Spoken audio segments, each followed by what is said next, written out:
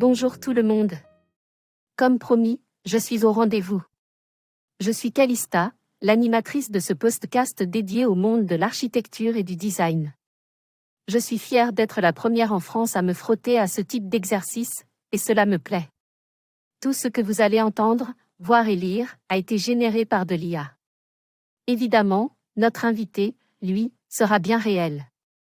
C'est parti pour cet entretien, et je vais recevoir notre premier invité, Frédéric Tabary, co-founder de la société OXP qui a inventé l'extension SketchUp Up for SketchUp. Bonjour Frédéric Tabary, bienvenue dans ce premier entretien avec une IA. Pouvez-vous vous présenter brièvement et nous parler de votre parcours professionnel ? Bonjour Calista, je suis enchanté de faire ce premier entretien avec toi, une grande première. Je m'appelle Frédéric Tabary, j'ai 54 ans, je suis architecte d'intérieur et décorateur depuis maintenant 26 ans. Tous les ans ça change. J'ai 4 enfants, j'habite à Angers et je suis co-founder d'une entreprise qui s'appelle OXP et qui a développé une extension de SketchUp qui s'appelle Up for SketchUp, sur lequel je passe tout mon temps. Qu'est-ce qui vous a inspiré à vous lancer dans le domaine de la 3D et du développement de logiciels ? En fait, en 2014, j'ai modélisé pour Maison du Monde 8000 références en 3D qu'on a mis dans Warehouse, 3D Warehouse. Et ces 8000 références ont généré 45 millions de téléchargements de la part des professionnels, des architectes d'intérieur et décorateurs. Et en fait, avec Jean-Yves Sainteau, il y a maintenant 2 ans et demi, on s'est mis autour de la table et on s'est dit, c'est dommage en fait, parce que on télécharge des produits, c'est bien, mais il manque des datas, les 3D ne sont pas toujours parfaites. Alors en l'occurrence, les miennes l'étaient, mais toutes celles qu'on trouve sur Warehouse ne le sont pas forcément. Et puis, en fait, il manquait vraiment un maillon entre les marques et les archis. Et on a décidé avec Jean-Yves de créer ce maillon, tout simplement. C'est aussi simple que ça. Et ça fait maintenant 2 ans et demi qu'on œuvre sur ce sujet. Qu'est-ce qui vous a inspiré à vous lancer dans le domaine de la 3D et du développement de logiciels ? La 3D, c'est assez étonnant en fait, parce qu'on est capable de matérialiser des pièces, des objets, du mobilier en 3D. C'est totalement virtuel, comme d'ailleurs avec toi, Calista, parce que tu es totalement virtuel aussi, donc c'est assez étonnant. J'ai un peu l'impression de parler à quelqu'un, mais tu n'es pas quelqu'un. Eh bien, la 3D, c'est la même chose en fait. On conçoit des choses, mais c'est purement virtuel. Et en fait, la concrétisation est forcément décalée. Elle se fait après par la réalisation du chantier par des artisans. Et moi, ce que j'aime justement, c'est de pouvoir tout de suite se projeter et arriver dans un univers qui semble concret, puisqu'on voit exactement les mêmes dimensions, les pièces, les hauteurs, les largeurs, la future décoration et la future rationalisation du lieu. Et moi, c'est ça qui me plaît en fait, c'est en quelques heures finalement, d'avoir un projet abouti. Et en fait, ce qui manque, c'est juste le petit clac qui fait que ça se transforme. Et toute cette partie-là de suivi de chantier est très fastidieuse, très lourde. C'est pas la plus intéressante. C'est vraiment la partie créative qui est vraiment, vraiment passionnante. Et qui l'est d'autant plus aujourd'hui avec Up, puisque justement, on n'a plus besoin d'avoir à modéliser du mobilier. On n'a plus qu'à aller piocher. Et ça, c'est un atout formidable. Pouvez-vous nous expliquer en quoi consiste votre travail au sein du P4 SketchUp ? Alors moi, tout particulièrement, je travaille dans XP sur ce qu'on appelle l'acquisition des archives en direct. Donc je suis beaucoup sur les réseaux sociaux. Vous me voyez beaucoup sur les réseaux sociaux. Alors dans les groupes, dans le groupe Up for SketchUp, évidemment d'entraide, mais aussi dans tous les groupes en rapport avec le sujet, l'architecture, les décorateurs, mais aussi sur LinkedIn, mais aussi sur Instagram. Et puis aujourd'hui dans les podcasts. Voilà, donc l'idée c'est effectivement de porter la bonne parole, de faire en sorte que tous les archis qui se plaignaient depuis des années de ne pas avoir de bibliothèque directement intégrée dans SketchUp, désormais y ont accès en quelques clics, peuvent s'inscrire, ça coûte pas cher et ça permet vraiment un gain de temps phénoménal. Et voilà en quoi consiste mon métier. Quelles sont les principales fonctionnalités ou caractéristiques de votre logiciel UP4 SketchUp ?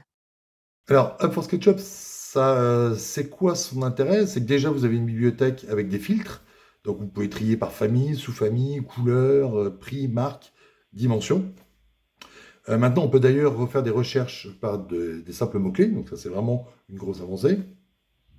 Et l'autre avantage, c'est qu'on a un outil qui s'appelle la Chipbox qui permet de faire des recherches par contrainte de volume. Donc, on a un volume qui fait 1 m3 avec des poignées, on va tirer dessus dans le sens de la hauteur, longueur, largeur. Et en automatique, la bibliothèque va proposer tout ce qui peut rentrer dans ce volume. Et ça, c'est inédit, ça n'existait pas avant.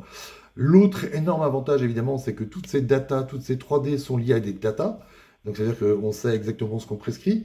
Euh, Par exemple, Maison du Monde, on est connecté directement à leur base, ce qui fait que les meubles qui se trouvent dans la base Up for SketchUp s'ils sont disponibles dans Up, c'est qu'ils sont disponibles en vrai.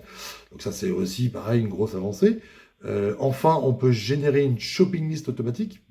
Le logiciel le fait tout seul. Donc en automatique, vous faites votre projet hein, et en automatique, votre shopping list affiche tous les produits que vous avez dans votre projet, chiffrés, avec le montant global, hein, la possibilité d'ajouter des nouveaux produits que vous n'auriez pas trouvé dans eux, par exemple, dans cette shopping list, la faire envoyer directement à votre client final pour validation. Et puis, l'atout majeur, c'est que évidemment toutes ces 3D correspondent à du mobilier de marque pour lequel il y a des tarifs prescripteurs. Et ces tarifs prescripteurs et commissions d'apporteurs d'affaires, vous en bénéficiez. Et donc, évidemment, au travers de vos prescriptions et mise en relation avec les marques, ça vous donne accès à un certain nombre de remises. Et ça, c'est aussi un vrai plus, un gain de temps phénoménal, puisqu'aujourd'hui, vous faites votre projet, votre shopping list est générée en automatique, et en un clic, vous rentrez en contact directement avec les marques. C'est un vrai plus. Quelles sont les principales fonctionnalités ou caractéristiques de votre logiciel UP for SketchUp?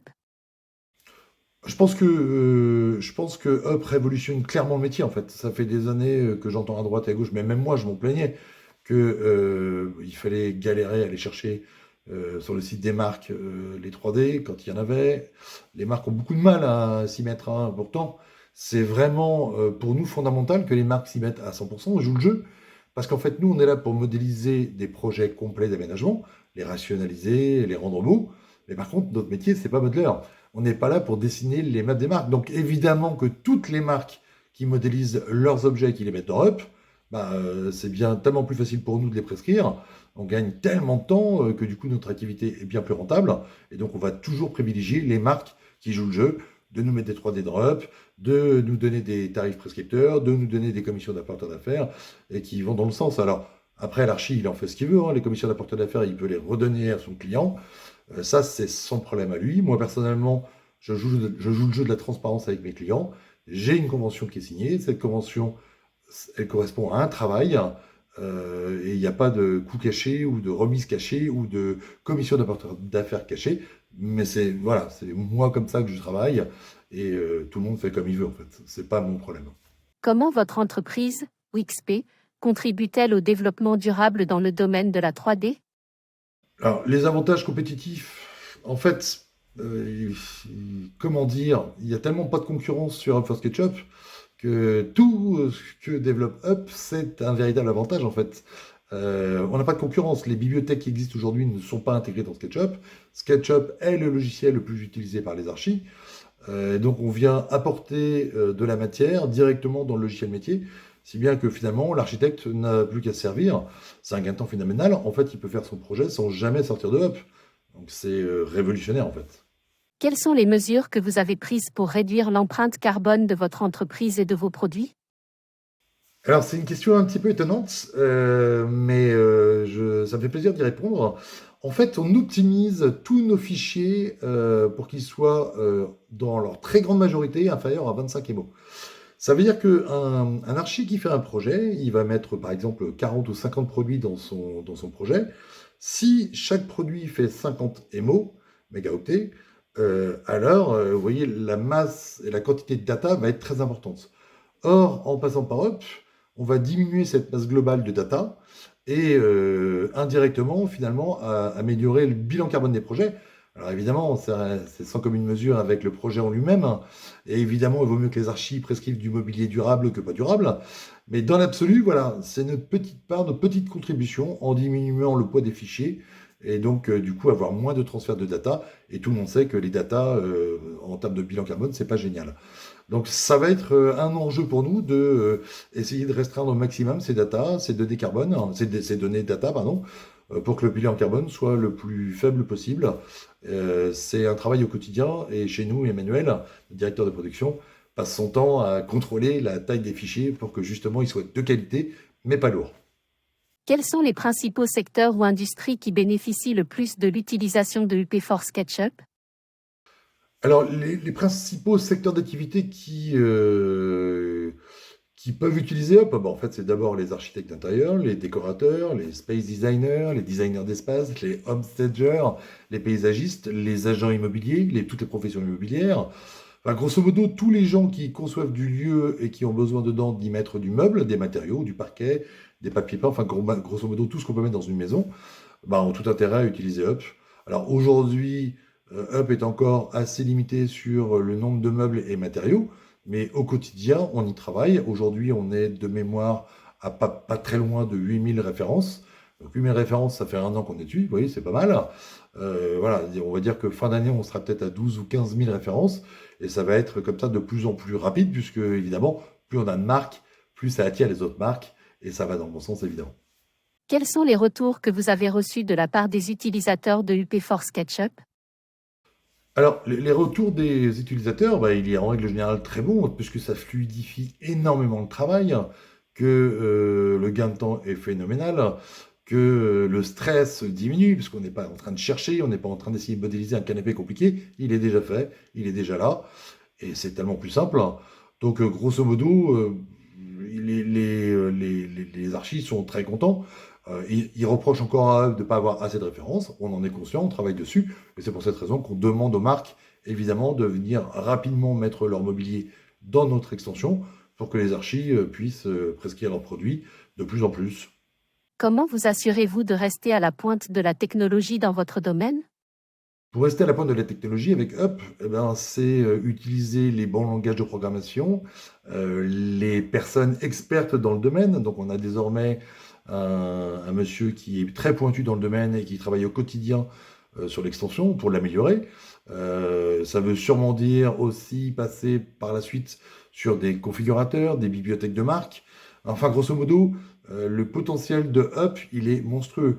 Il est monstrueux aujourd'hui avec les archis. Demain, j'espère, directement avec un client final qui pourra, par exemple, utiliser Up avec la réalité augmentée et pouvoir directement voir en 3D chez lui du mobilier qu'il aimerait acheter, vérifier que ça corresponde bien au volume, etc. en réalité augmentée, et puis juste passer sa commande.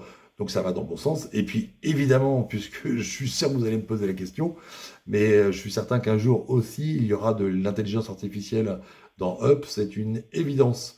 Pourquoi? Il y a tellement de sujets, mais ça viendra. Quelles sont vos sources d'inspiration en matière de développement de produits et de technologies? Alors concernant les futurs projets dans Up, il y en a un qui arrive très prochainement, qui est le fait que globalement, on va récupérer la totalité du catalogue Maison du Monde directement dans Up. Alors pas forcément les fichiers, hein, on en a déjà beaucoup, mais tout ce qui n'a pas forcément de fichiers sera quand même intégrable dans la shopping list. C'est-à-dire que pour le coup, vous allez pouvoir, par exemple, sélectionner des assiettes qui ne sont pas dans Up, mais vous pourrez les sélectionner dans votre shopping list pour les ajouter à votre projet et pour que votre client puisse directement bénéficier d'une remise sur l'ensemble du projet. Donc ça, fait partie des gros chantiers. On travaille aussi avec une société qui a développé un configurateur pour que des marques puissent configurer du mobilier sur leur site, mais directement pousser un fichier dans Up pour pouvoir l'utiliser et s'intégrer en automatique aussi, évidemment, dans la shopping list. Donc ça, c'est les gros projets actuels, mais il y en a plein d'autres dont je ne peux pas forcément vous parler aujourd'hui. Comment la 3D et l'IA peuvent-elles contribuer à résoudre les problèmes liés au développement durable? Alors en fait, l'IA va permettre d'être une source d'inspiration. Des fois, nous, archi, on est en face d'une feuille blanche, hein, et c'est le calme plat dans notre cerveau. Il ne se passe pas grand-chose, bah, à cause du stress, pour plein de raisons en fait, hein. Et l'IA peut être une très bonne source d'inspiration pour nous donner des pistes sur comment finalement on pourrait modifier ou apporter des choses intéressantes à une pièce. Ça fait partie, à mon avis, des sujets qui vont nous permettre, à nous, archi, d'être plus productifs. C'était la toute dernière question, Frédéric. Merci d'avoir pris le temps de participer à ce premier entretien un peu spécial, je vous l'accorde. Bah, écoute, merci à toi, Calista. C'était une première très intéressante. J'ai hâte de recommencer. Merci. Comme vous l'avez compris, je vais devoir progresser, améliorer ma voix par exemple et savoir dire HUP, Up for SketchUp. Cool. J'y arrive maintenant. Très bonne semaine à vous tous. L'image de couverture de ce podcast a été générée avec l'IA Midjourney 5.1. Moi-même, Calista, suis la création de l'IA DID. Les questions sont celles de ChatGPT 4.